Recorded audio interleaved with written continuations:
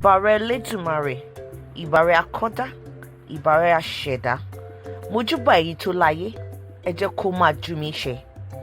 A baby's cry echoed through the forest one dark silent night. It was a painful, desperate sound, one that should have made someone come running, but nobody came. The baby's name was Egbere. She had a bent back and a twisted face, and she never stopped crying. Her mother called her cursed. Her father refused to accept her. Her mother couldn't even bear to feed her. One night, after weeks of hiding her pain, the mother carried the baby deep into the forest. She held a wick lantern and walked until she reached a lonely tree in the middle of the forest. There, she laid Egbere down, wrapped in the only thing that had ever brought her comfort, an old mat. Cursed the child. The mother turned around and left her there, and she never came back. Ewa, what kind of child cries like this? Kí ló ṣe mí báyìí?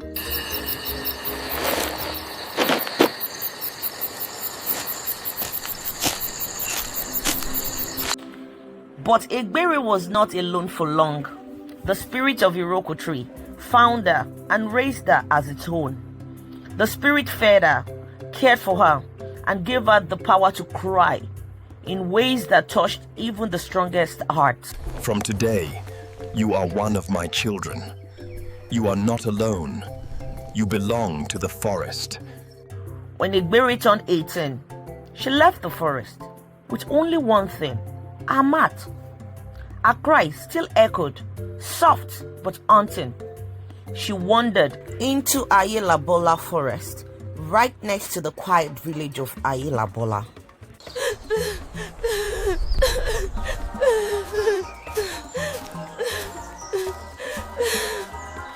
Ayelabola village was poor.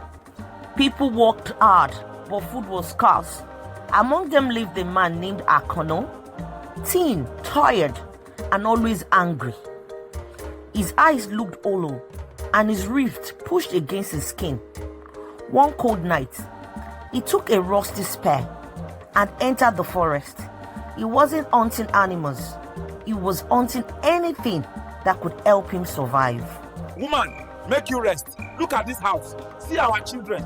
See bone for their neck. No food, no hope. Akano. I roaming the forest. Akono heard it.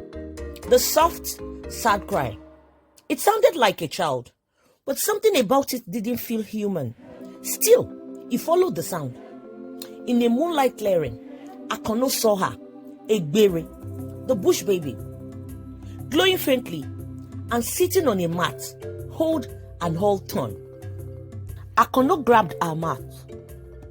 "Please," she said, "don't take the mat. My soul is in it." But Akono was too hungry to care. He laughed and picked up the mat. "Tell your soul to find me in the village. Me and your riches are going home."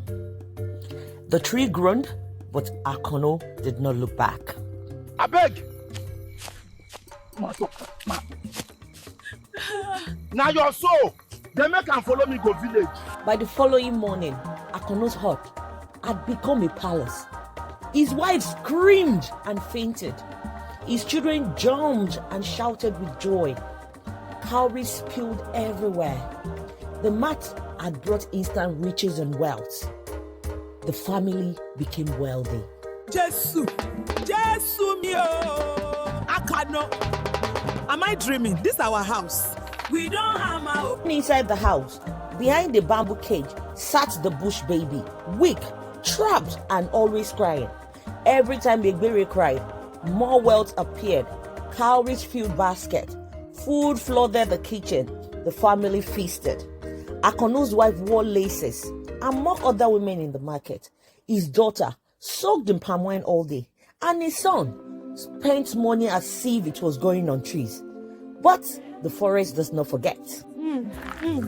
Please, my soul, it hurts.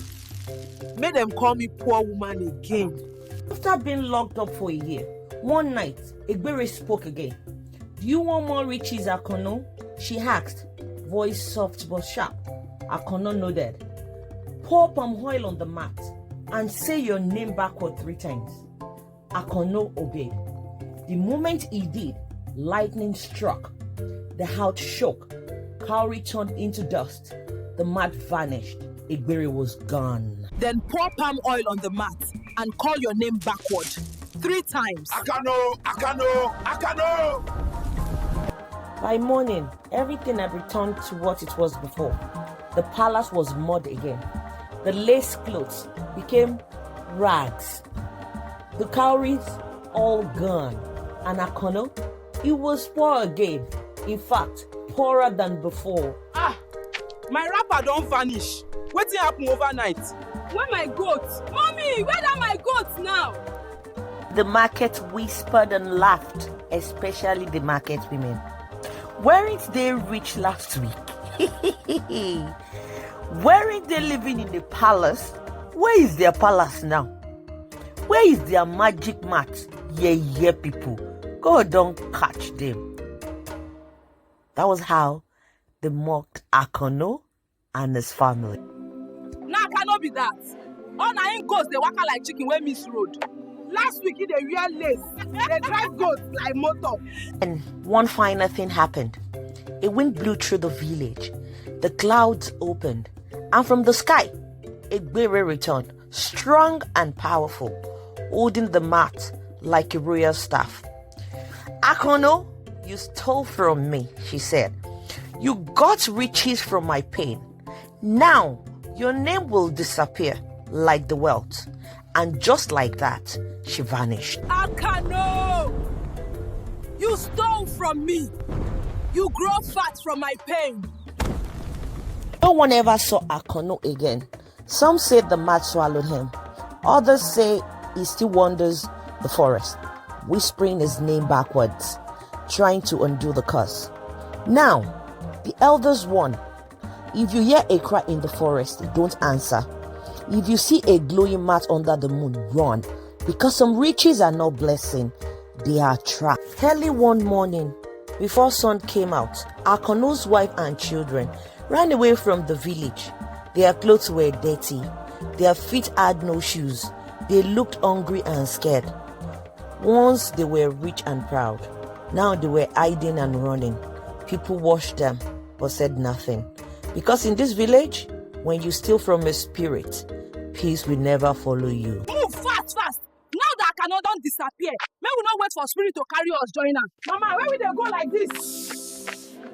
Thank you for listening to my story. Please, my people, run from greed and be content with what you have. I remain your storyteller, Iya Orisha Botemi. Please don't forget to like, subscribe, share, and turn on the notification bell for more interesting tales from African Stories by D. See you in the next story.